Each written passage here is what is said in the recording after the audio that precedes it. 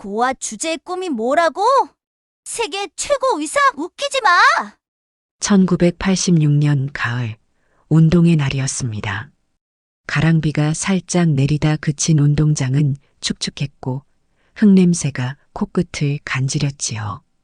군데군데 색이 바랜 국민학교 운동장 한켠에 저는 혼자 웅크리고 앉아 있었습니다. 확성기에서는 교장 선생님의 두루마리 훈화가 끊임없이 흘러나왔지만 제 귓가에는 완석이의 말만 맴돌았습니다. 근처에서는 고무줄놀이 하던 여자아이들이 깔깔거리며 웃고 있었고 교문 앞에선 뻥튀기 장수가 뻥이오 하며 기계를 돌리는 소리가 들렸습니다. 운동장 구석에 설치된 천막에서는 어머니의 아주머니들이 삶은 달걀과 주먹밥을 나눠주고 계셨지요. 해진 운동화 끈은 몇 번이나 매듭을 지어 겨우 신발 모양을 유지하고 있었고 해진 바지 무릎에는 누군가의 손때 묻은 기운 자국이 희미하게 남아 있었습니다. 손에는 작은 양은 도시락. 그마저도 뚜껑이 녹슬어 삐걱거리는 소리를 냈지요. 야, 제발. 고아원 쥐새끼 또 왔다. 귓가에 박힌 말들은 낡은 확성기 소리보다 크게 울렸습니다. 장대 높이 뛰기 연습을 하던 부잣집 아이들이 저를 향해 손가락질했습니다. 그중 하나는 반장 완석이었지요. 새 운동화에서는 상표를 뜯은 자국이 선명했고 까만 머리를 반들반들하게 빗어 넘긴 모습이 눈부셨습니다. 옆구리에는 어머니가 싸준 도시락이 가방째로 달랑 걸려 있었습니다. 어이, 강혜진. 내가 뭐라고 했다며? 너도 의사 될 거라고? 완석이가 친구들을 데리고 다가왔습니다. 남들은 다 어버이날에 카네이션 달아주는데 넌 누구한테 달아줄 거야? 쓰레기통? 아이들의 웃음소리가 교실 창문을 타고 흘러나오는 손에 손잡고 음악보다 더 크게 들렸습니다. 저는 고개를 숙인 채 양은 도시락 뚜껑을 조용히 열었습니다. 식은 밥과 달걀 프라이 하나. 고아원에서 아침마다 주는 똑같은 반찬이었지요.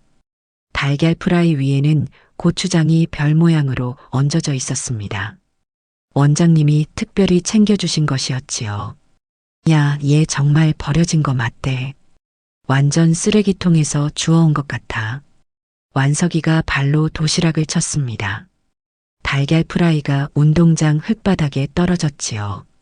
노른자가 터지며 흙과 섞이는 모습이 제 마음처럼 더럽게 얼룩졌습니다. 별 모양 고추장이 흙바닥에 번지는 모습을 보며 목 안쪽이 뜨거워지는 것을 느꼈습니다. 너 같은 건 세상에 필요 없어. 아무도 안 찾잖아. 그냥 쓰레기야. 주먹을 꽉 쥐었습니다. 손톱이 손바닥을 파고들어 아팠지만 그보다 더 아픈 건 가슴이었습니다. 이를 악물고 참았지만 눈물이 핑 돌았지요. 절대 울지 않겠다고 다짐했는데도 목이 메어왔습니다. 야, 울어. 울어. 고아 주제에. 완석이가 더 신이 나서 발로 제 도시락을 걷어찼습니다. 양은 도시락이 멀리 날아가 운동장 흙먼지를 일으켰지요. 그 순간 참았던 분노가 폭발했습니다. 벌떡 일어나 완석이의 멱살을 잡으려는 찰나 단단한 군화 소리가 운동장을 울렸습니다. 뭐 하는 짓이냐? 우리 고아원 원장님이셨지요.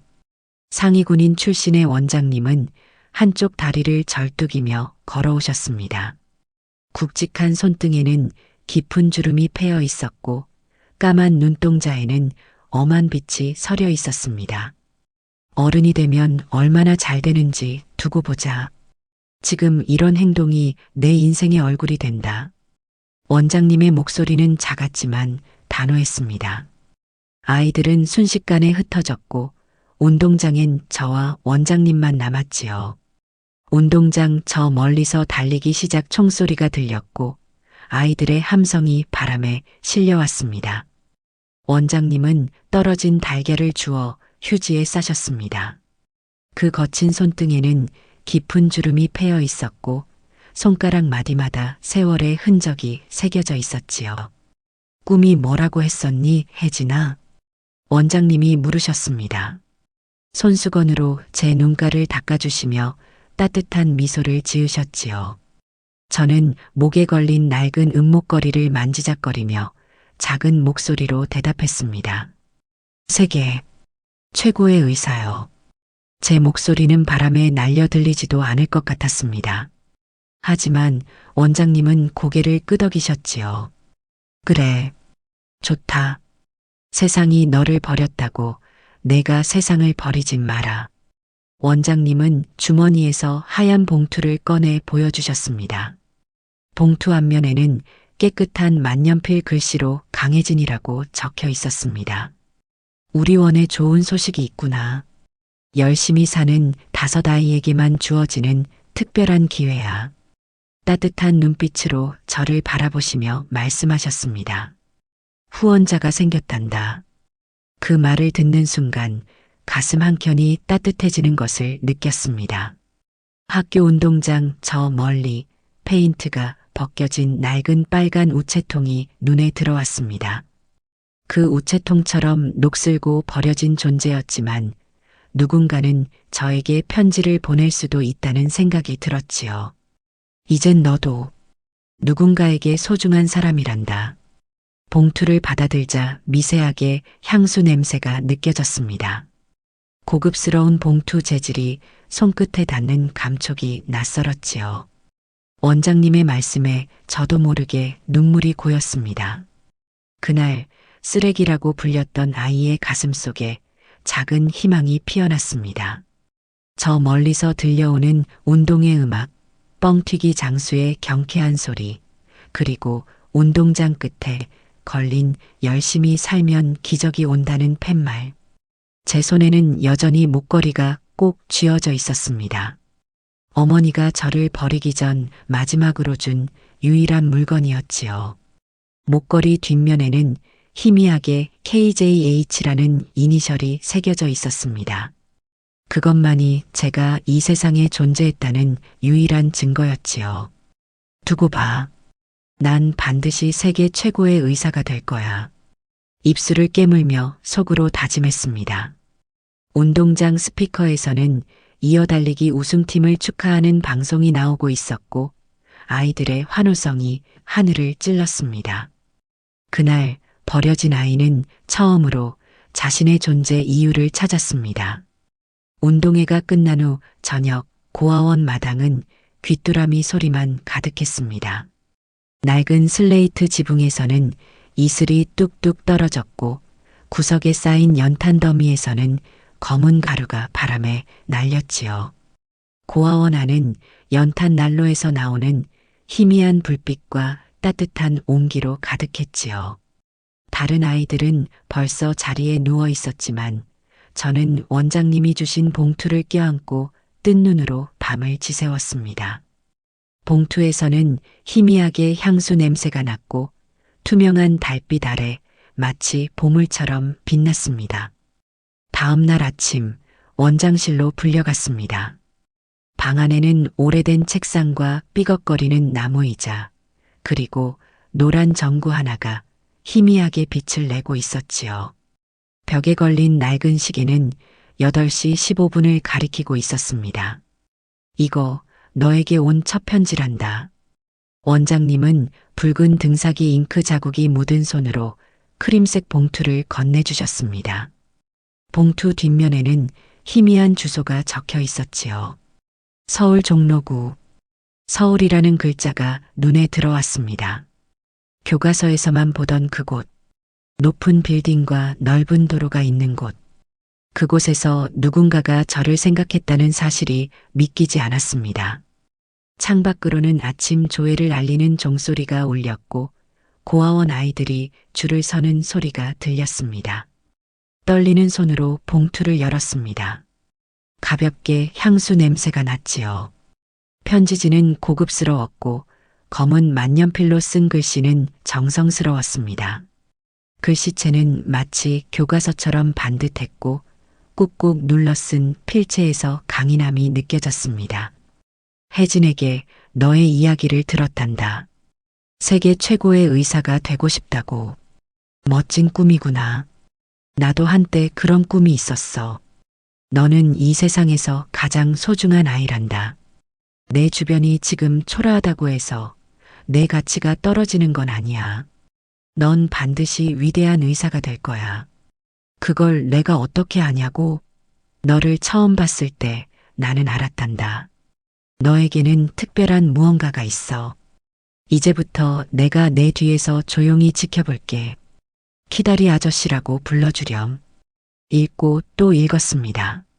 한 글자 한 글자가 가슴에 새겨지는 듯 했지요. 너를 처음 봤을 때라는 구절이 특히 이상했습니다. 저를 본 적이 있다는 뜻일까요? 잠시 고개를 들어 창밖을 바라보았습니다.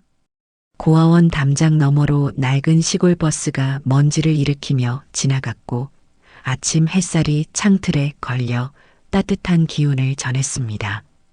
이제 답장을 써야지. 원장님이 모나미 볼펜과 낡은 공책을 내밀었습니다. 볼펜은 이미 많이 사용해 잉크가 희미하게 나오고 끝부분이 닳아 있었지요. 책상 앞에 앉아 오랫동안 무엇을 써야 할지 고민했습니다. 창밖으로는 마당에서 고무줄놀이 하는 아이들의 웃음소리가 들렸습니다. 저 멀리서는 누군가 철제 세숫대야에 물을 받는 소리가 들렸고 고아원 식당에서는 점심 준비를 위한 칼질 소리가 경쾌하게 울렸습니다. 키다리 아저씨께 저는 강혜진입니다. 편지 정말 감사합니다. 아저씨가 저를 본 적이 있다고 하셨는데 언제 만난 거죠? 저는 정말 의사가 될 겁니다. 아픈 사람들을 돕고 싶어요. 우리 원장님도 다리가 불편하신데 언젠가 고쳐드리고 싶습니다. 아저씨는 어떤 분이신가요? 얼굴을 뵙고 싶어요. 답장 기다릴게요. 서툰 글씨로 정성껏 썼습니다. 한글 맞춤법이 틀린 곳은 원장님이 살짝 고쳐주셨지요.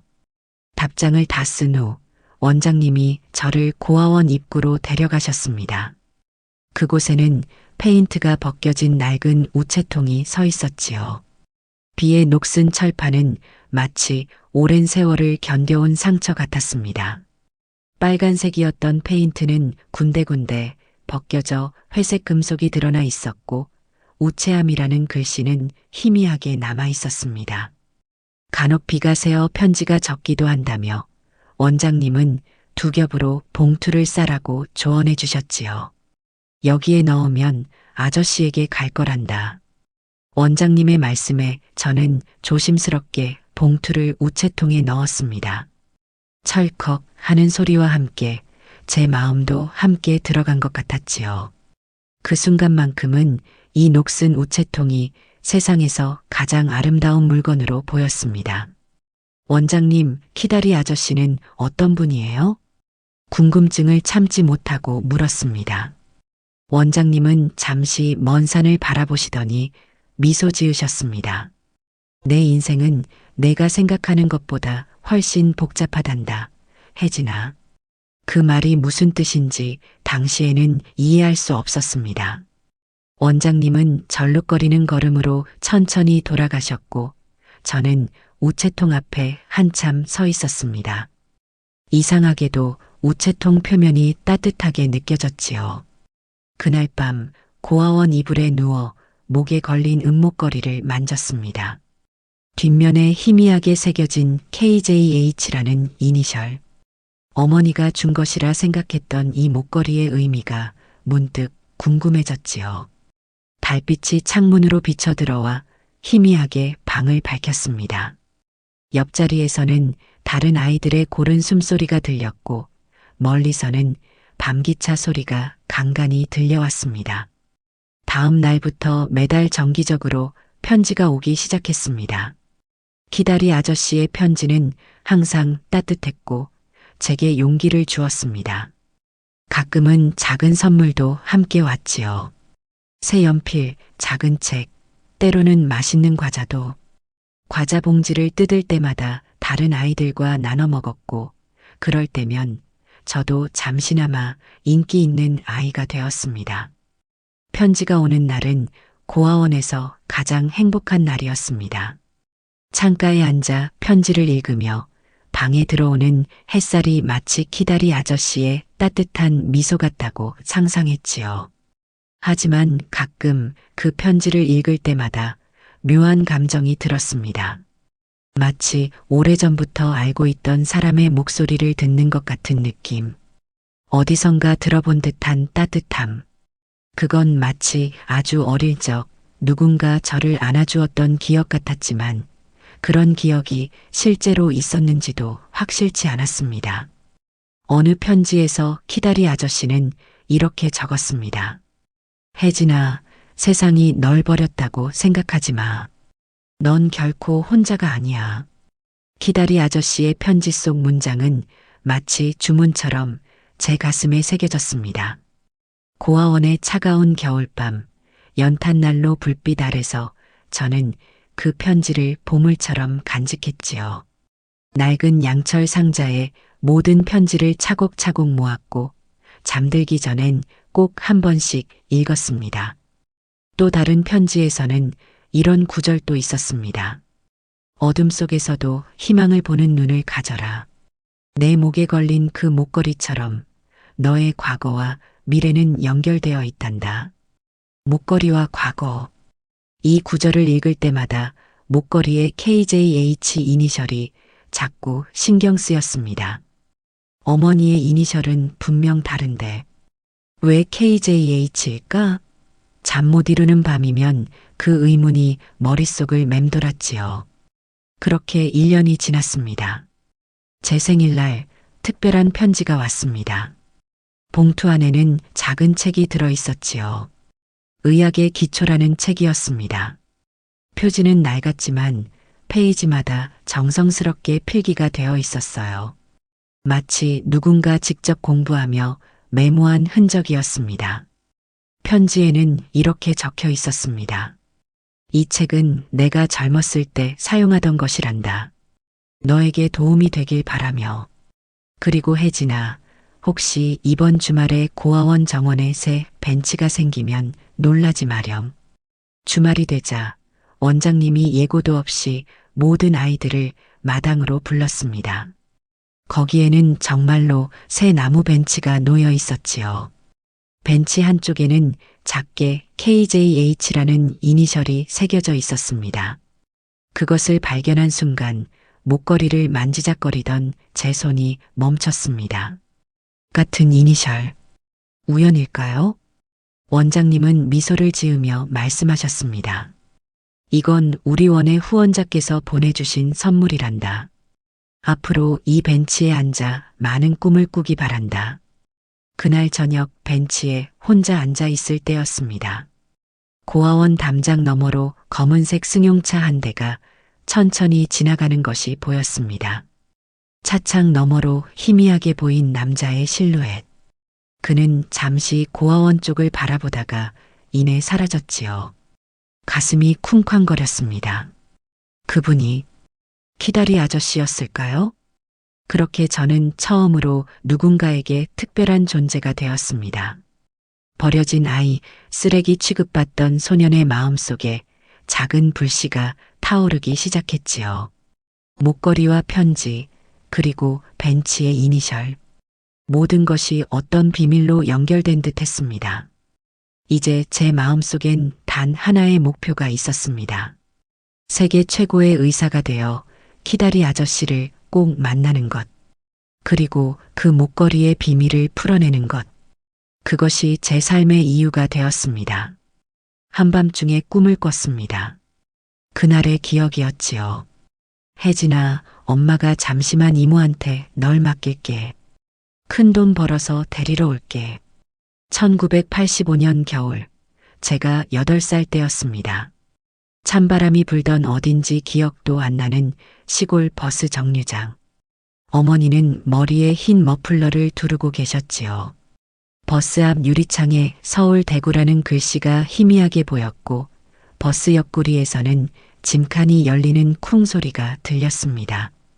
입김이 하얗게 얼었던 그날 어머니는 마지막으로 제 목에 은목걸이를 걸어주셨습니다. 이거 엄마랑 너를 이어주는 끈이야. 절대 잃어버리면 안 돼. 어머니의 손은 차가웠지만 눈빛만은 따뜻했습니다. 그때는 몰랐지요.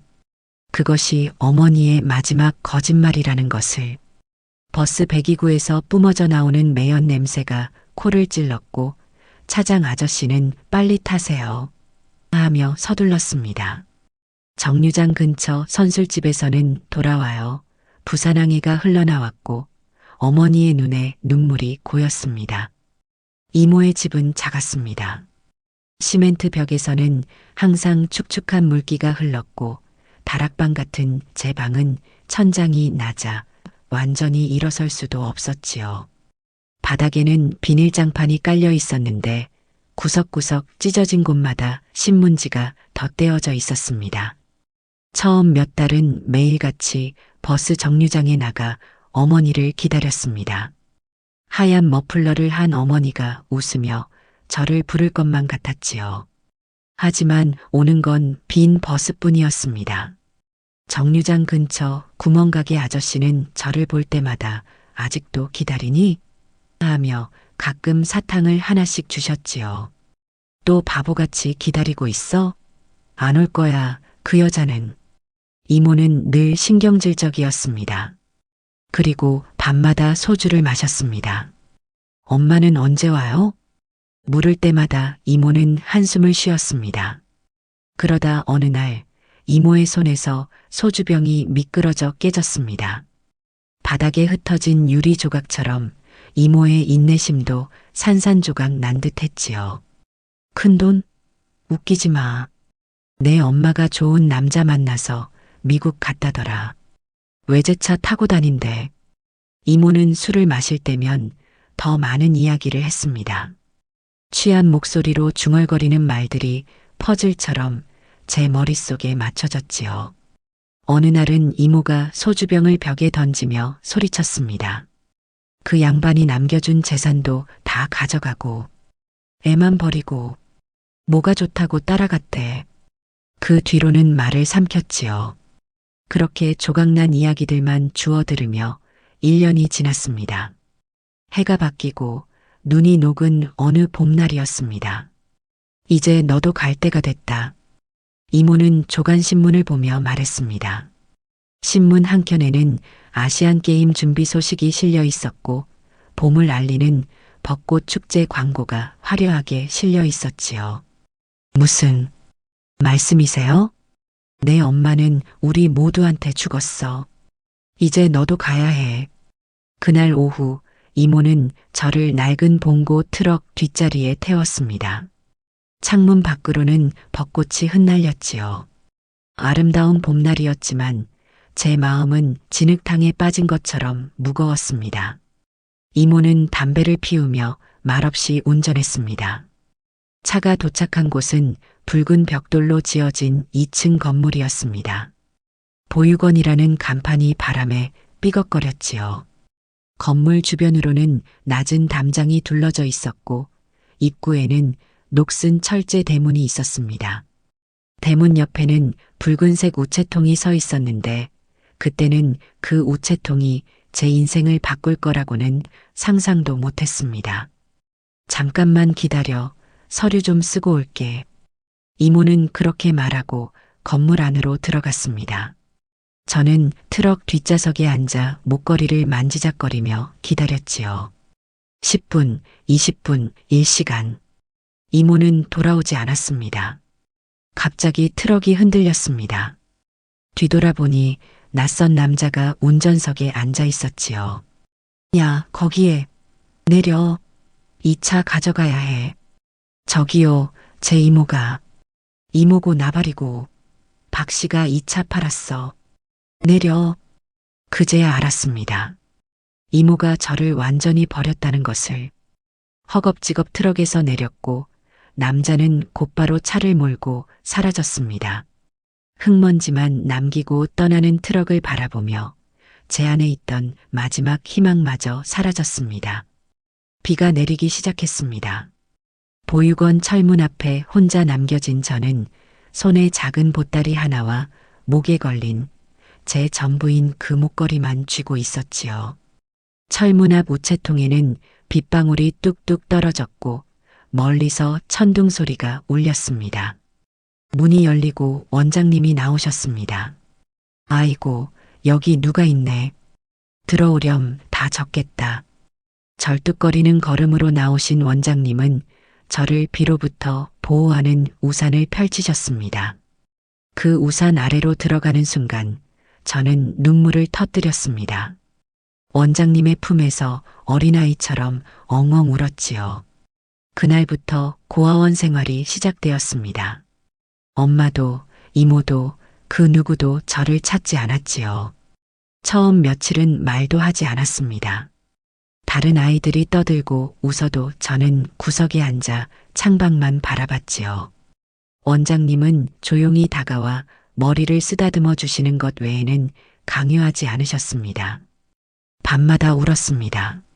목걸이를 꼭 쥐고 낯선 천장을 바라보며 아이들과 함께 쓰는 공동 침실에 삐걱거리는 철제 침대, 살짝 곰팡이 냄새가 나는 담요, 한밤중에 들리는 아이들의 코 고는 소리와 훌쩍임.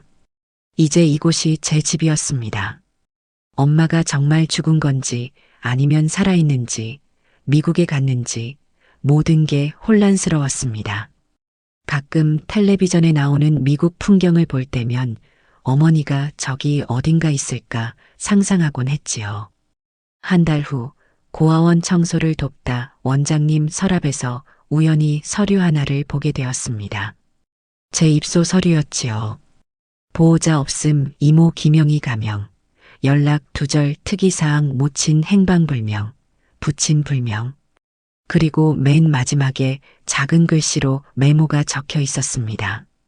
입소 당일 고급 승용차 목격됨. 관찰 필요. 무슨 뜻인지 몰랐지만 그날 밤 저는 꿈을 꿨습니다. 까만 차에서 내리는 모자 쓴 남자가 저를 바라보는 꿈이었지요. 깨고 나서도 그 눈빛이 선명하게 기억났습니다. 마치 오래전부터 알고 있던 눈빛 같았지요. 다음 날 원장님께 여쭤봤습니다. 원장님, 제 엄마 정말 돌아오지 않을까요? 원장님은 깊은 한숨을 내쉬셨습니다. 혜진아, 세상에는 말하기 어려운 진실들이 있단다. 때로는 모르는 게 덜 아플 때도 있어. 그날 이후로 더 이상 묻지 않았습니다. 그저 목에 걸린 은목걸이만 꼭 쥐고 언젠가는 이 모든 것의 진실을 알게 되리라 다짐했지요. 원장님의 배려로 학교에 다시 다니게 되었고 조금씩 말도 하기 시작했습니다. 시간이 지날수록 어머니의 얼굴은 희미해져 갔지만 그날의 기억만은 선명했습니다. 차가운 버스 정류장, 흰 머플러, 그리고 마지막 약속. 큰 돈 벌어서 데리러 올게. 하지만 10년이 지나도 그 누구도 저를 찾아오지 않았습니다.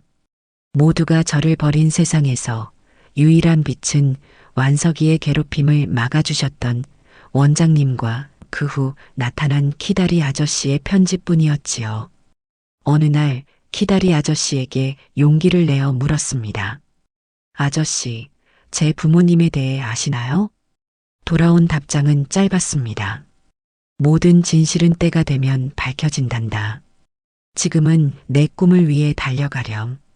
그 답장을 읽고 나서 목걸이의 KJH 이니셜이 더욱 신경 쓰였습니다.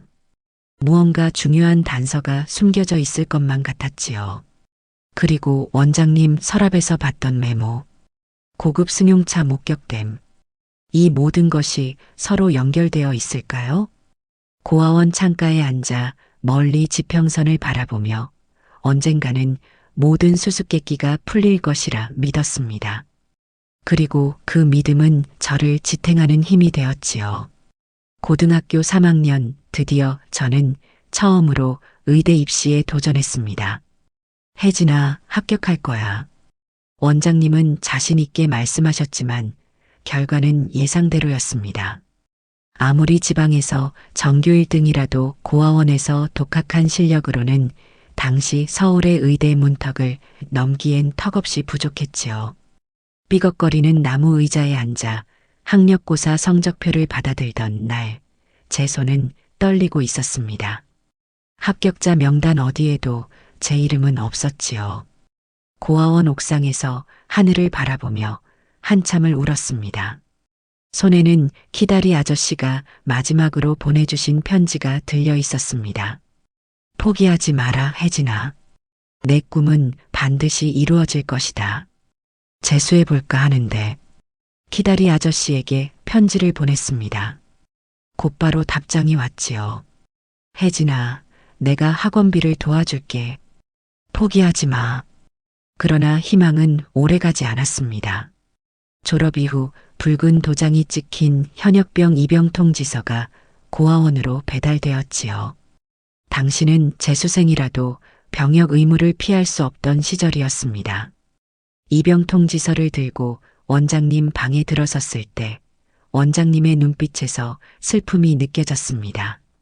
지금 입대해서 제대하고 더 열심히 당당하게 도전하겠습니다. 키다리 아저씨에게 마지막 편지를 썼습니다. 답장은 짧았지요. 돌아올 때까지 기다릴게. 반드시 살아 돌아와라. 그 문장에서 왠지 모를 절박함이 느껴졌습니다. 마치 제 생명을 걱정하는 듯한. 당시에는 그저 격려의 말로만 생각했지요.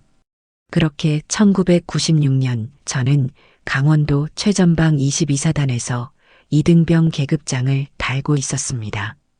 영하 30도의 칼바람이 불던 2월의 어느 날이었습니다. 해가 지고 어둠이 내린 저녁 6시 소대장은 야간 산악행군 훈련을 지시했지요. 오늘은 백두봉까지 왕복 20km 행군이다. 완전군장 메고 3시간 안에 돌아와야 한다. 완전군장은 25kg이 넘었습니다. M16 소총, 철모, 수통, 비상식량, 탄띠까지 모두 챙겨야 했지요. 당시 신병들에게는 악몽 같은 훈련이었습니다. PX에서 사온 상철 2형의 별사탕 하나를 혀에 굴리며 마음을 다잡았습니다. 행군은 오후 7시에 시작되었습니다. 소대원 23명이 줄지어 산길을 올랐지요. 희미한 별빛만이 우리의 길을 비추었습니다. 손전등은 적에게 위치가 노출될 수 있다며 사용이 금지되었지요.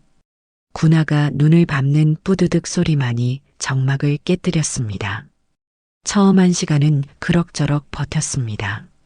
선임병들의 고함도 이제 익숙했지요.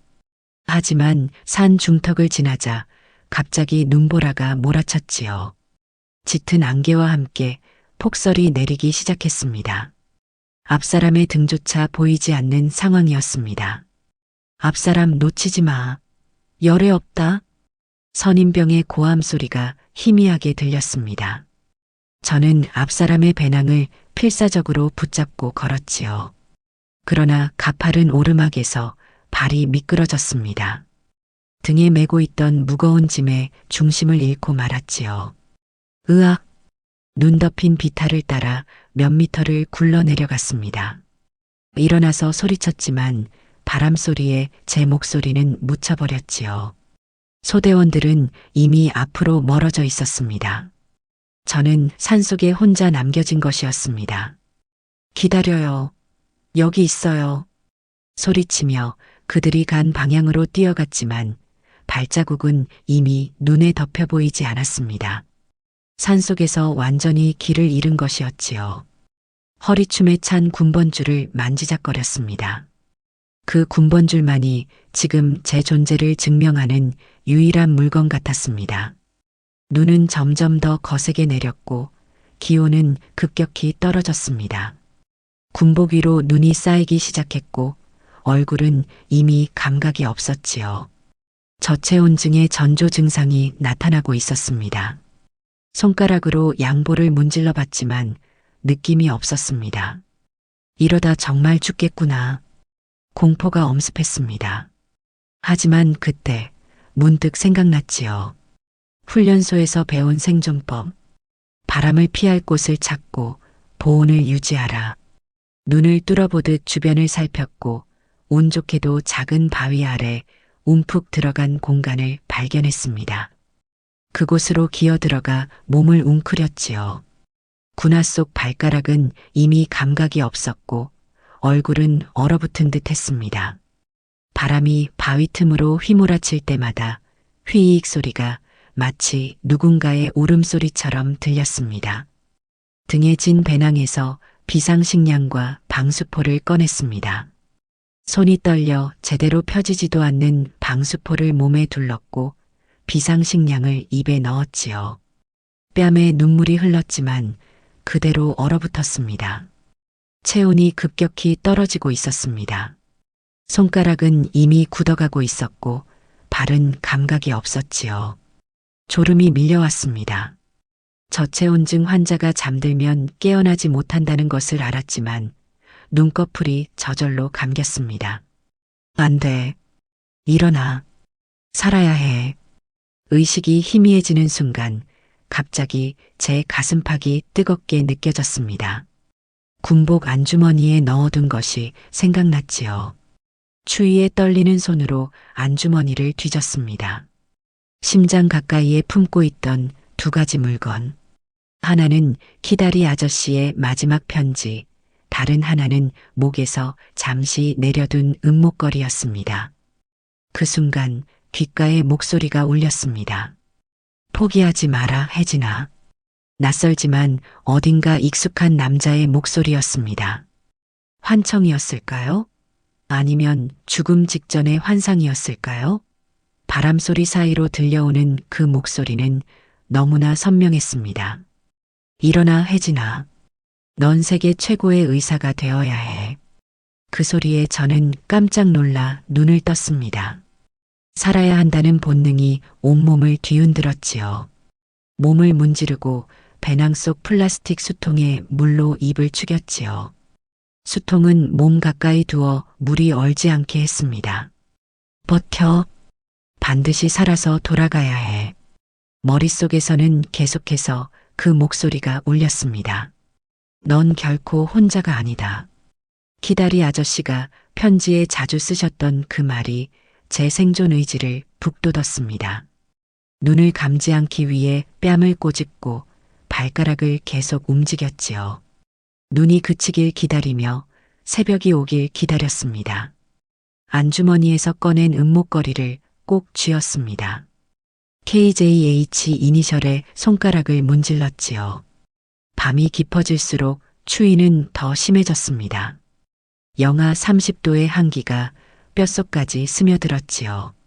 군화 안의 발은 이미 얼어붙은 것 같았고 손가락은 시퍼렇게 변해 있었습니다. 그렇게 8시간이 흘렀습니다. 저는 맑은 정신으로 버티기 위해 기억을 더듬었습니다. 어린 시절 국민학교 운동회, 완석이의 괴롭힘, 원장님의 따뜻한 손길, 그리고 키다리 아저씨의 편지들. 그 기억이 제 정신을 붙잡아 두었지요. 동이 트자 눈보라가 잦아들었습니다. 희미한 햇살이 산을 비추기 시작했지요. 그때였습니다. 강해진 이등병. 멀리서 누군가 제 이름을 부르는 소리가 들렸습니다. 수색대였지요. 밤새 저를 찾아다녔던 것입니다. 여기요. 겨우 소리를 냈지만 목소리는 거의 나오지 않았습니다. 대신 수통으로 바위를 두드렸지요. 탕탕탕. 저기다. 저 바위 아래. 수색대원들이 저를 발견했습니다. 그들의 얼굴에는 안도의 표정이 가득했지요.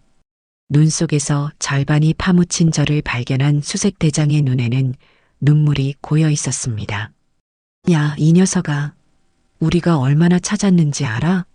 선임병이 놀란 얼굴로 물었습니다. 저는 그저 미소만 지을 뿐이었지요. 그들은 긴급 들것을 펼쳐 저를 눕히고 방안 담요로 몸을 감쌌습니다.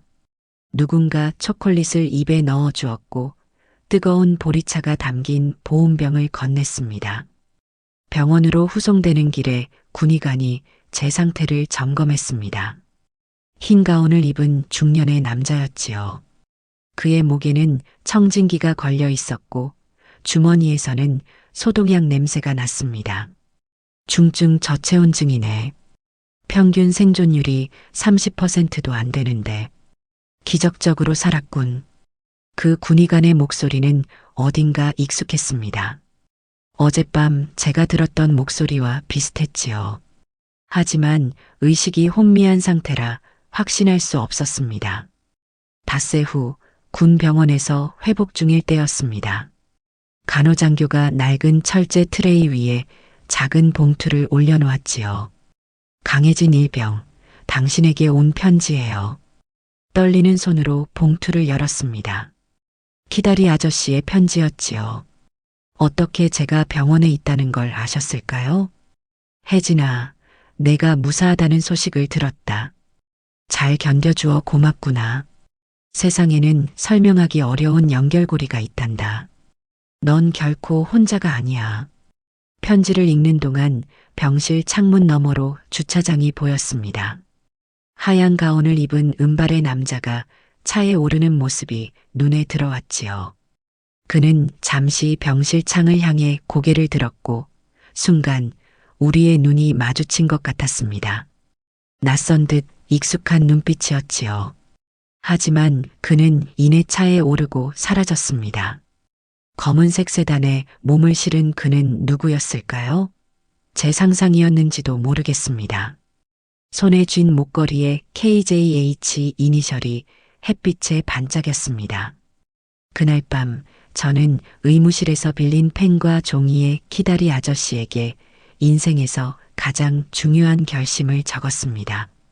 키다리 아저씨께 죽음의 문턱에서 돌아왔습니다. 그때 들은 목소리가 아직도 귓가에 맴돕니다. 이번 일을 겪으며 제 인생의 목표가 더 뚜렷해졌습니다. 제대 후 반드시 의대에 가서 의사가 되겠습니다. 사람의 생명을 구하는 일, 그것이 제 소명입니다. 일주일 후 답장이 왔습니다. 간결했지만 운명을 바꾸는 내용이었지요. 혜진아, 의사가 된다면 약속하마. 그때 우리가 만날 수 있도록 너를 기다리고 있을게. 그 편지에는 처음으로 첨부물이 있었습니다. 서울의 유명 의대 입시학원 1년 등록증이었지요. 지금까지 받은 편지 중 가장 큰 선물이었습니다. 부대로 복귀했을 때 군의관이었던 박대위가 저를 불렀습니다. 은발의 그 남자는 아니었습니다. 하얀 가운을 입은 그는 제 차트를 보며 말했지요. 자네 같은 정신력이면 의대가 딱이야. 군 생활 열심히 하고 전역하면 도전해봐. 그 말에 힘을 얻어 저는 남은 군 생활 동안 틈틈이 의대 준비를 했습니다. 낡은 참고서로 밤마다 공부했지요. 당직 없는 밤이면 내무반 구석에 앉아 촛불 아래 문제를 풀었습니다. 그렇게 저는 제대 후 바로 의대 입시에 재도전하기로 굳게 다짐했습니다. 키다리 아저씨와의 약속, 그리고 죽음의 문턱에서 들었던 그 목소리를 지키기 위해 눈보라 치던 산에서 제게 힘을 준 것은 무엇이었을까요? 키다리 아저씨의 말, 아니면 제 안에 흐르는 보이지 않는 무언가. 그때는 알 수 없었습니다. 하지만 그 경험이 제 인생을 완전히 바꿔놓을 줄은 그때는 미처 몰랐습니다. 2005년 2월 저는 서울의대를 수석으로 졸업했습니다. 의대 6년 내내 키다리 아저씨의 편지는 제 삶의 등불이었습니다. 시험 전날이면 어김없이 도착하는 격려의 편지, 힘든 실습 기간에는 작은 선물과 함께 오는 위로의 글귀들. 그 덕분에 한 번도 흔들리지 않고 꿈을 향해 달려올 수 있었지요. 졸업식 날 의사 가운을 입고 서 있는 제 모습을 거울에 비춰보았습니다. 야윈 얼굴에 검은 눈 밑 다크서클이 선명했지요. 수없이 밤을 새웠던 흔적이었습니다. 목에는 여전히 그 은목걸이가 걸려 있었습니다. 드디어 약속을 지켰습니다. 키다리 아저씨. 그날 밤 저는 아저씨에게 졸업 소식을 알리는 편지를 썼습니다. 존경하는 키다리 아저씨께 드디어 의사가 되었습니다. 아저씨의 도움이 없었다면 불가능했을 일입니다. 일주일 후 답장이 왔습니다. 자랑스럽구나, 혜진아. 하지만 이제 진짜 시작이란다. 인턴 생활은 고될 테지만 너라면 해낼 수 있어. 인턴 시절은 정말 고됐습니다. 36시간 연속 근무는 기본이었고 선배 의사들의 지시에 따라 병원 이곳저곳을 뛰어다녔지요. 하지만 환자들의 고통이 조금이라도 줄어드는 모습을 볼 때면 그 어떤 피로도 잊을 수 있었습니다. 인턴 생활 3개월 차, 응급실 당직이던 그날 밤이었습니다. 선생님, 알코올 중독 환자 들어왔습니다. 토열 심하고 의식 불안정해요. 간호사의 말에 응급실로 달려갔습니다. 구토물에 뒤덮인 환자의 얼굴을 닦아내는 순간 숨이 멎는 것 같았습니다. 완석이? 국민학교 시절 제 도시락을 발로 차던 그 완석이가 지금 응급실 침대에 누워 있었습니다. 술에 절어 부은 얼굴이었지만 그 눈매만은 분명했지요. 제 기억 속 반짝이던 명찰을 단 부잣집 도련님은 이제 낡은 작업복에 시멘트 묻은 손을 가진 일용직 노동자가 되어 있었습니다. 위세척 준비하세요. 혈액 검사, 간 수치 확인해 주세요. 침착하게 지시를 내렸습니다. 환자는 저를 알아보지 못했지요. 알코올성 간경화와 위궤양이 심각했습니다. 그의 차트를 들여다보니 김한석, 28세, 일용직, 보호자 없음이라고 적혀 있었습니다. 응급처치 후 병실에 입원시키고 그의 침대 옆에 앉았습니다. 알고 보니 완석이 가족은 IMF 때 몰락했고 아버지는 자살, 어머니는 가출. 완석이는 대학도 중퇴한 채 건설 현장을 전전하며 술로 하루하루를 버티고 있었습니다. 김한석 씨 기억나세요? 저희 국민학교 때 같은 반이었습니다. 그제서야 그는 저를 자세히 보았습니다. 눈동자가 흔들리더니 곧 얼굴이 하얗게 변했지요. 강혜진? 목소리는 쉬어 있었지만 눈빛은 또렷했습니다. 그의 눈에서 후회와 부끄러움 그리고 체념이 비쳤습니다. 미안해. 그때 내가 말을 잇지 못하는 그의 손을 잡았습니다. 이제 지난 일이야. 간 상태가 심각하네. 이대로 가면 얼마 못 살아. 치료를 도와주고 싶어. 완서가 그의 눈에서 눈물이 흘러내렸습니다. 수치심에 고개를 돌렸지만 제 손은 완석이의 손을 더 단단히 쥐었습니다. 운동장에서 내 도시락을 발로 찼던 것처럼 난 내 인생을 한번 차주고 싶었지. 하지만 이번엔 위로야. 완석아, 우리 살자. 그날 저는 완석이를 알코올 중독 재활센터에 연결해 주었고 치료비도 지원했습니다. 문득 키다리 아저씨의 편지 구절이 떠올랐습니다. 진정한 의사란 몸만 치료하는 게 아니라 마음까지 치유하는 사람이란다. 그날 밤 키다리 아저씨에게 편지를 썼습니다. 오늘 누군가에게 저도 키다리 아저씨가 되어주기 시작했습니다. 인턴을 마치고 흉부외과 레지던트가 되었습니다. 4년 동안 하루에 4시간 이상 자본 적이 없었지요. 하지만 그 시간 동안 저는 제 전문 분야를 찾았습니다. 군대에서 겪었던 저체온증 경험을 바탕으로 심장 저온 보존법에 관심을 갖게 되었지요.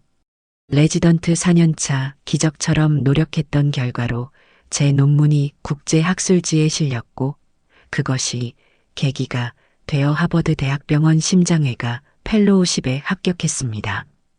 미국으로 떠나기 전 고아원 원장님과 함께 소주 한 잔을 했지요.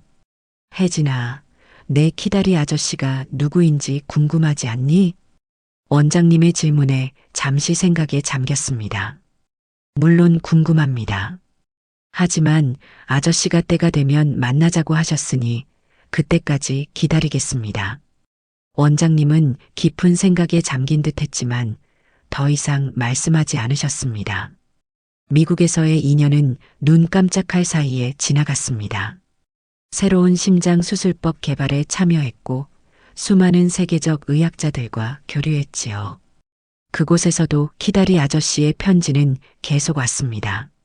이제는 이메일로 오기도 했지만 여전히 실제 주소는 알 수 없었습니다. 2020년 서울대학교 병원 흉부외과 임상조교수로 부임했습니다. 귀국 후 첫 번째 프로젝트로 불우환경 어린이 무료 심장 수술 봉사를 시작했지요. 키다리 아저씨 프로젝트라고 이름 붙였습니다. 매달 5명의 어린이에게 무료로 심장 수술을 해주는 프로그램이었습니다. 이 프로젝트가 언론의 주목을 받기 시작했고 점차 국제적인 관심도 받게 되었습니다. 2년 동안 100명 넘는 어린이의 심장을 고쳐주었고 그 중에는 북한 어린이도 있었지요. 그리고 세계의학협회가 주최하는 올해의 의사상 후보에 오르게 되었습니다. 시상식은 스위스 제네바에서 열렸고 저는 생애 처음으로 턱시도를 입고 그곳에 참석했습니다. 올해의 의사상 수상자는 대한민국의 강혜진 박사입니다. 박수 소리에 단상으로 올라갔습니다. 세계 각국의 의학계 인사들이 모인 자리에서 제 이름이 호명되는 순간이었습니다. 마이크 앞에 서자 문득 국민학교 운동장이 떠올랐습니다. 흙바닥에 떨어진 달걀 프라이, 웃음거리가 되었던 그 소년이 지금 여기 서 있다는 사실이 믿기지 않았습니다. 목에 걸린 은목걸이를 꺼내 들었습니다. 이 목걸이는 제 어머니가 아닌 누군가가 제게 준 유일한 유산입니다. 그분은 제 키다리 아저씨이자 제 인생의 은인입니다. 그분 덕분에 저는 오늘 여기 서 있습니다. 이 상은 그분께 바칩니다. 다음 날 주요 의학 저널 표지에 실린 제 사진과 함께 고아에서 세계적 의사로 한국의 기적이라는 헤드라인이 실렸습니다.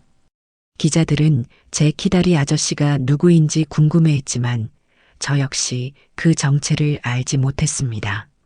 국내 언론에서도 크게 보도되었고 현대판 키다리 아저씨와 고아 출신 의사 이야기는 많은 이들에게 감동을 주었습니다. 텔레비전 인터뷰에서 목걸이 이야기를 하자 방송국에 수백 통의 편지가 왔다고 합니다. 그 중에는 비슷한 경험을 가진 고아 출신들도 있었고 자신도 누군가의 키다리 아저씨가 되고 싶다는 사람들도 있었지요. 수상 후 귀국한 날 서울대학교 병원 로비에는 강혜진 교수, 세계 최고의 의사로 인정받다라는 현수막이 걸려 있었습니다. 교수진과 간호사들의 박수 속에 병원으로 들어서는데 문득 눈에 익은 얼굴이 보였습니다. 완석이었습니다. 이제는 깨끗한 정장 차림이었고 맑은 눈빛을 되찾은 모습이었지요. 그의 손에는 꽃다발이 들려 있었습니다. 혜진아, 아니 강 교수님, 축하드립니다. 그는 쑥스러운 듯 꽃다발을 내밀었습니다. 재활치료 후 새 출발을 했다고 합니다.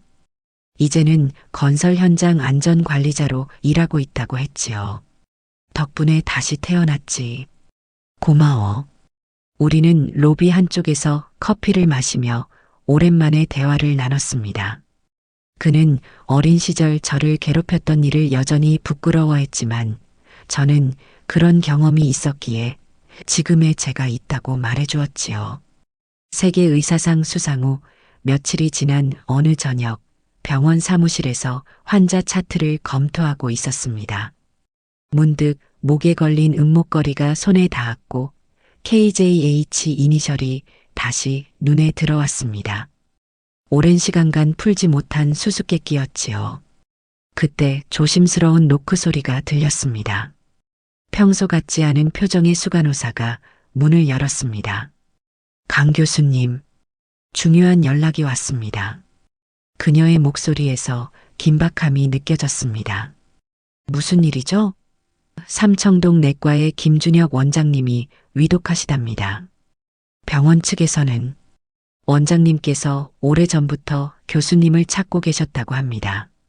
지금 서울대학교병원 중환자실에 계시는데 의식이 있을 때 꼭 만나야 한다고. 김준혁? 그 이름이 번개처럼 제 머릿속을 스쳤습니다. KJH. 목걸이의 이니셜과 똑같았습니다. 그동안 수없이 생각했던 이니셜과 일치했지요. 심장이 미친 듯이 뛰기 시작했습니다. 목걸이를 꽉 쥐었습니다. 아이였을 때부터 군대에서 의대 시절까지 그 모든 시간을 함께한 키다리 아저씨. 그분이 설마 지금 당장 가봐야겠습니다. 서둘러 가운을 벗고 병원을 나섰습니다. 가을비가 내리기 시작했고 도로는 퇴근길 차량으로 붐볐습니다. 택시 안에서 가슴은 계속 쿵쾅거렸지요. 목에 걸린 은목걸이를 만지작거리며 창밖을 바라보았습니다. 서울의 화려한 네온 사인들이 빗방울에 반사되어 번졌습니다. 김준혁? 그 이름을 되뇌어 보았습니다. 어디서 들어본 듯한 그러나 확실히 기억나지 않는 이름. 목걸이에 KJH 이니셜과 맞아떨어지는 그 이름에 온갖 생각이 교차했습니다. 택시가 서울대학교병원 앞에 도착했습니다. 비를 맞으며 급히 현관으로 들어섰고 안내 데스크에서 김준혁 환자의 위치를 물었지요. 김준혁 환자분은 중환자실 504호에 계십니다. 하지만 면회는 저는 의사입니다. 그리고 그분이 가족입니다. 말문이 막혔습니다. 과연 저는 그분의 가족일까요? 아직 확신할 수 없었지만 심장이 그렇다고 말하고 있었습니다. 중환자실 복도는 조용했습니다. 희미한 형광등 불빛 아래 간호사들이 조용히 오가고 있었고 모니터 소리와 산소 공급 장치의 일정한 리듬만이 들렸지요. 504호실 앞 간호사가 저를 멈춰 세웠습니다.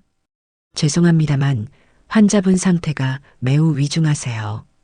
췌장암 말기시고 어제 갑자기 악화되셨어요. 의식은 있으시지만 오래 대화하긴 어려우실 거예요. 심장이 영혼이 떨렸습니다.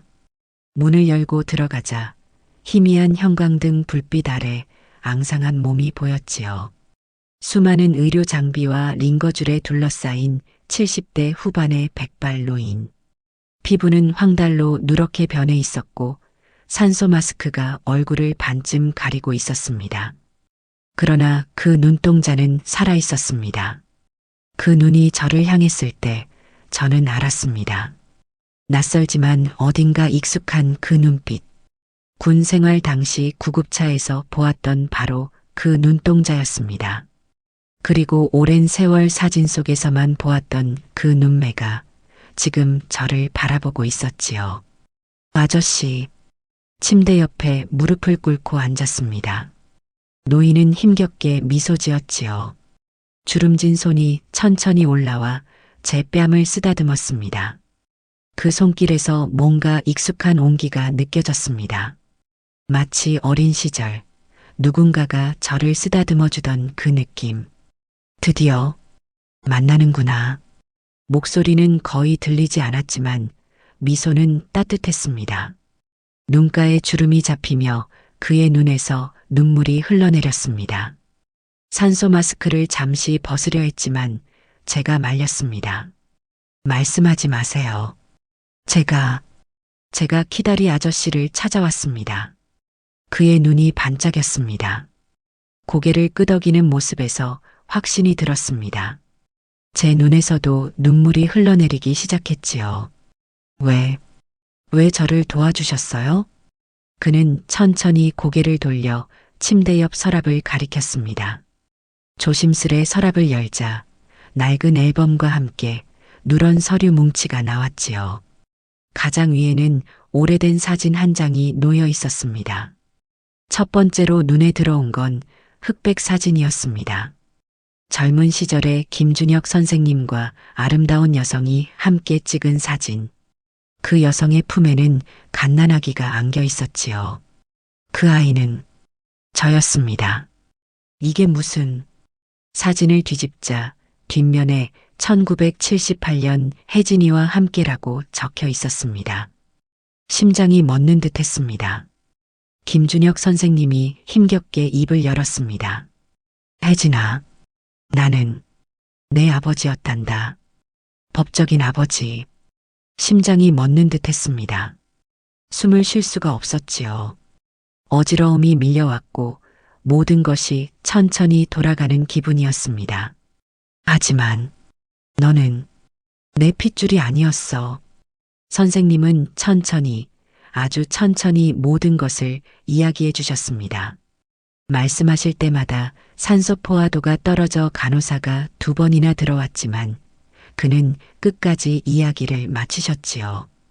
1976년 선생님은 제 어머니와 결혼했습니다. 당시 젊은 의사였던 그는 행복한 가정을 꿈꿨습니다. 그러나 결혼 1년 후 어머니는 다른 남자와 바람이 났고 그 사이에서 저를 임신했지요. 내 어머니는 내게 너를 내 아이라고 속였어. 아이를 키우던 중 친자 검사 결과를 우연히 알게 된 아버지. 김준혁 선생님은 배신감에 이혼을 결정했습니다. 하지만 당시 법원은 어머니에게 유리한 판결을 내렸고 어머니는 거액의 위자료와 재산분할금을 받게 되었지요. 내 어머니는 그 돈으로 미국에 갔다. 그리고 너를 여동생에게 맡겼지. 그 후 어머니는 미국에서 재혼했고 여동생은 저를 키우다 결국 고아원에 버렸습니다. 나는 모든 걸 알고 있었다. 하지만 배신감에 어떻게 해야 할지 몰랐어. 김준혁 선생님은 제가 버려진 후 비밀리에 고아원과 연락해 키다리 아저씨가 되어주었다고 합니다. 법적으로는 더 이상 아버지가 아니었지만 마음속으로는 항상 저를 아들로 생각했다고요. 내가 의사가 되길 바랐다. 내 재능을 나는 알았어. 원장님의 고아원 아이들 중 5명을 후원했고 그중 저는 특별했답니다. 처음 본 순간 알았다고. 제 눈빛에서 의사의 소질을 보았다고 말씀하셨지요. 간호사가 들어와 선생님의 상태를 체크하며 조용히 속삭였습니다. 시간이 얼마 없으세요. 제 손에는 여전히 앨범이 들려 있었습니다. 넘겨보니 거기엔 놀라운 것들이 있었지요. 제 어린 시절 사진들, 고아원 행사 때 멀리서 찍은 모습들, 국민학교 운동회 장면도 있었습니다. 아버지는 항상 그림자처럼 저를 지켜보고 있었던 것이었지요. 마지막 페이지에는 제 의대 합격 통지서 사본이 붙어 있었습니다. 그 옆에는 아버지의 메모. 내 아들이 해냈다. 눈물이 왈칵 쏟아졌습니다. 앨범 아래에는 또 다른 충격적인 것이 있었습니다. 은행 통장이었지요. 그건 내게 주려고 모아둔 거야. 20년 동안 조금씩. 통장에는 믿을 수 없는 금액이 적혀 있었습니다. 키다리 아저씨는 평생을 검소하게 살며 저를 위해 재산을 모으셨던 것입니다. 제가 받았던 모든 후원금의 출처가 바로 이분이었습니다. 아버지, 저는 목이 메어 말을 잇지 못했습니다. 흔들리는 침대 레일을 꽉 잡았지만 온몸이 떨렸습니다. 누군가를 아버지라고 부른 것은 이번이 처음이었습니다. 침대 옆에 무릎을 꿇고 그의 손을 꼭 잡았습니다. 어머니가 버렸지만 진짜 핏줄이 아니어도 이분은 제 진짜 아버지였습니다. 남몰래 저를 지켜봐 주신 제 인생의 은인이자 구원자였습니다. 미안하다. 진작 만났어야 했는데. 아니에요. 아버지가 계셨다는 것만으로도 저는 행복해요. 아버지는 힘겹게 미소 지으셨습니다. 그때 그의 눈이 잠시 침대 옆 서랍을 향했습니다. 저는 다시 서랍을 열었고 거기서 편지 한 통을 발견했지요. 혜진에게 내가 더 이상 없을 때 이 편지를 읽게 될 것이다. 사실은 내 생모가 나에게 연락을 해왔다. 심한 병에 걸려 너를 만나고 싶어 한다. 이 편지 뒤에 주소가 있다. 만날지 말지는 내 선택이지만 용서할 수 있다면 그것도 삶의 한 방식이라는 걸 알아주렴. 편지를 읽는 동안 아버지의 손길이 갑자기 약해졌습니다. 심전도 모니터의 삐소리가 병실에 울렸지요. 아버지, 의사로서 심폐소생술을 시작했지만 간호사들이 저를 부드럽게 말렸습니다. 선생님은 미리 의료 지시서에 심폐소생술 하지 마시오라고 서명해 두셨어요. 임종을 자연스럽게 맞이하고 싶다는 의사를 밝히신 겁니다. 무력감에 무릎을 꿇고 아버지의 손을 잡았습니다.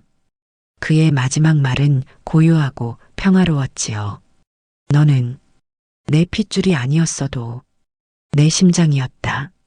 숨을 거두는 순간까지 아버지의 눈은 저를 향해 있었습니다. 그 순간 저는 완전히 무너져 엉엉 울었습니다. 무릎을 꿇고 이 세상에서 저를 가장 사랑해준 사람의 손을 붙잡고 어린아이처럼 울었지요. 아버지, 아버지. 서랍 속 서류들을 다시 살펴보니 거기에는 아버지가 20년 동안 쓴 일기가 있었습니다. 그 안에는 제 성장 과정이 빠짐없이 기록되어 있었지요. 1986년 10월 15일 오늘 혜진이를 운동회에서 보았다. 괴롭힘을 당하고 있었지만 눈빛만은 꺾이지 않았다. 내 아들이다.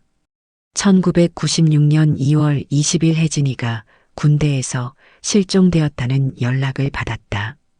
심장이 멎는 줄 알았다. 부디 살아있기를.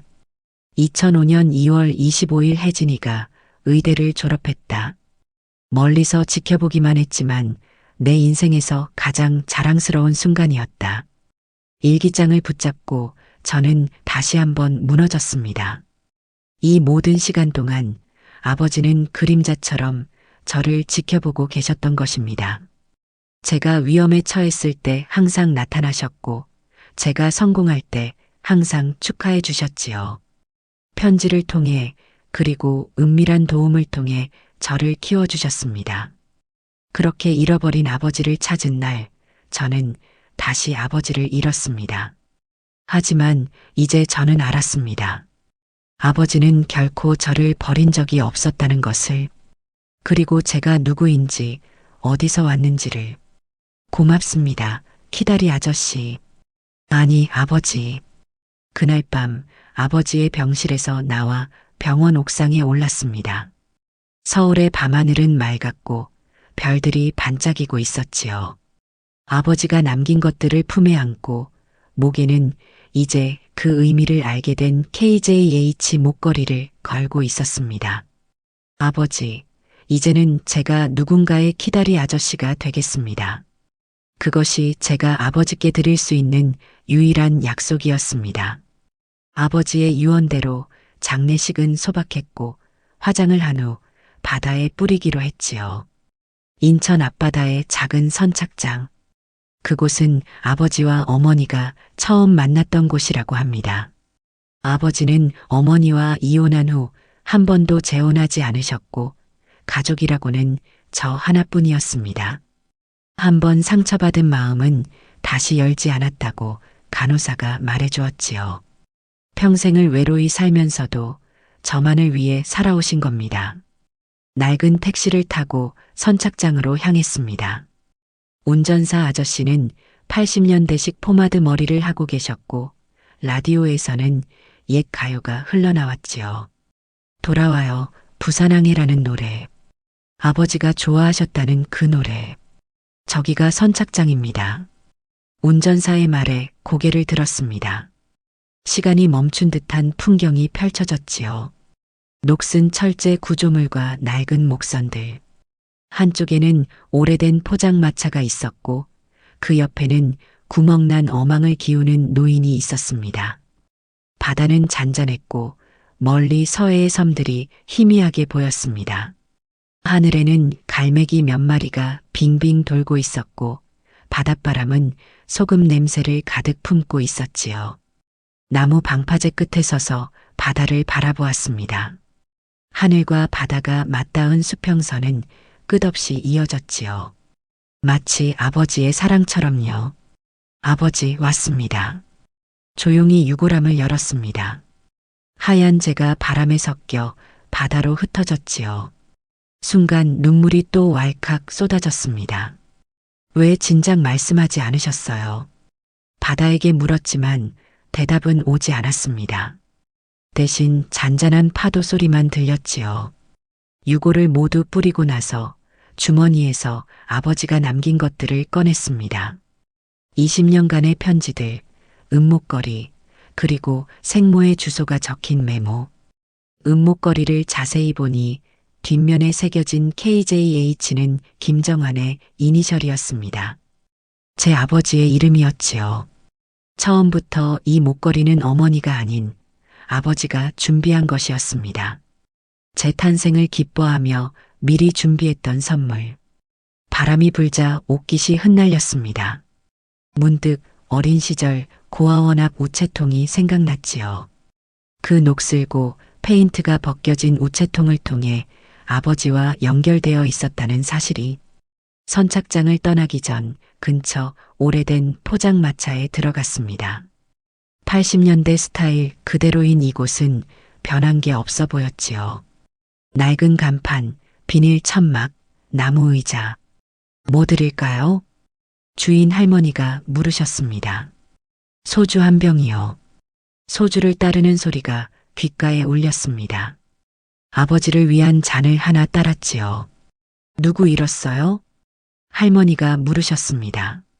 제 빨갛게 된 눈을 보셨는지요? 아버지를요. 참 안 됐네. 효도 많이 했어요? 그 말에 가슴이 찢어지는 듯 했습니다. 한 번도 효도하지 못했지요. 아버지는 저를 키다리 아저씨로만 만나고 진짜 아버지로서는 단 하루도 함께하지 못했습니다. 아니요. 전 아무것도. 괜찮아요. 아버지는 다 알고 계실 거예요. 할머니의 위로에 묵묵히 소주잔을 비웠습니다. 쓰디쓴 맛이 목구멍을 타고 내려갔지요. 마차를 나와 서울로 돌아가는 버스에 몸을 실었습니다. 창밖으로 펼쳐지는 서해안 풍경이 마치 제 인생처럼 느껴졌습니다. 굴곡진 해안선, 때로는 거칠고 때로는 잔잔한 바다, 그리고 언제나 그 위에 떠 있는 태양. 주머니 속 생모의 주소가 든 종이가 무겁게 느껴졌지요. 만나야 할까요? 용서할 수 있을까요? 아직은 모르겠습니다. 하지만 언젠가는 그 문도 열어볼 생각입니다. 아버지께서 용서를 말씀하셨으니까요. 서울로 돌아온 저녁, 고아원으로 향했습니다. 제가 자랐던 그곳, 건물은 새로 단장되어 있었지만 마당의 나무와 담장은 그대로였지요. 그리고 놀랍게도 그 낡은 우체통은 여전히 그 자리에 있었습니다. 강 교수님, 어서 오세요. 원장님은 은퇴하셨고 이제는 다른 분이 고아원을 운영하고 계셨습니다. 서로 인사를 나누고 난 후 우체통 앞에 서서 오래전 처음으로 편지를 붙이던 어린 시절의 제 모습이 떠올랐습니다. 그때는 몰랐지요. 그 편지가 이토록 먼 여정의 시작이 될 줄 말이죠. 주머니에서 새 편지를 꺼냈습니다. 아버지가 돌아가신 후 처음 쓴 편지였지요. 고아원 원장님께 저는 이제 의사가 되었습니다. 키다리 아저씨의 도움으로 불가능한 꿈을 이루었습니다. 이제 저도 누군가에게 그런 존재가 되고 싶습니다. 고아원 아이들 중 의사를 꿈꾸는 아이가 있다면 제가 그 아이의 키다리 아저씨가 되고 싶습니다.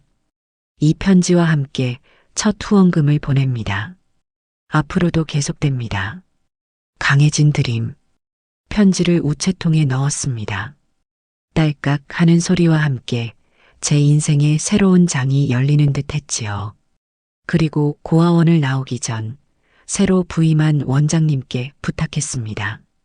제가 매주 토요일 아이들에게 의학 이야기를 들려주고 싶습니다.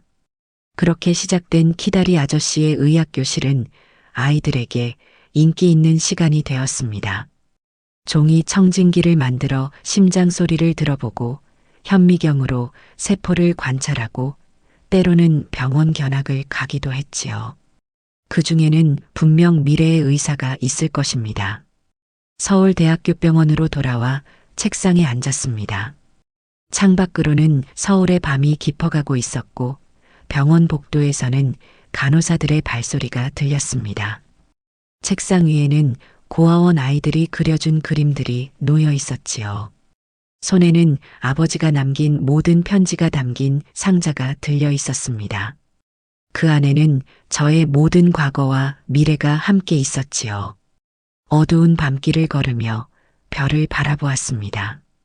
어딘가에 아버지가 계시다면 지금 저를 지켜보고 계실까요? 생모의 주소가 적힌 종이를 다시 한번 들여다보았습니다. 만남이든 용서든 그것은 내일의 이야기. 오늘은 아버지만을 생각하고 싶었습니다. 아버지 사랑합니다. 피보다 진한 당신의 사랑 절대 잊지 않겠습니다. 밤하늘에 속삭이듯 말했습니다. 바람이 불어 제 눈물을 말려주었지요. 지금 저는 누군가의 키다리 아저씨가 되어 아버지의 사랑을 다른 이에게 전하고 있습니다. 아버지가 그러셨듯이 저도 누군가의 인생에 조용한 빛이 되고자 합니다. 이것이 제 이야기입니다. 버림받았지만 다시 사랑받은 아이, 핏줄은 아니지만 심장으로 연결된 부자의 이야기. 어쩌면 이 세상에서 가장 아름다운 사랑의 형태가 아닐까요? 핏줄보다 진한 것은 마음으로 흐르는 사랑이었습니다.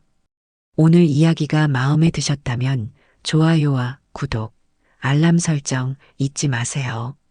여러분의 따뜻한 댓글 하나가 정말 큰 힘이 됩니다.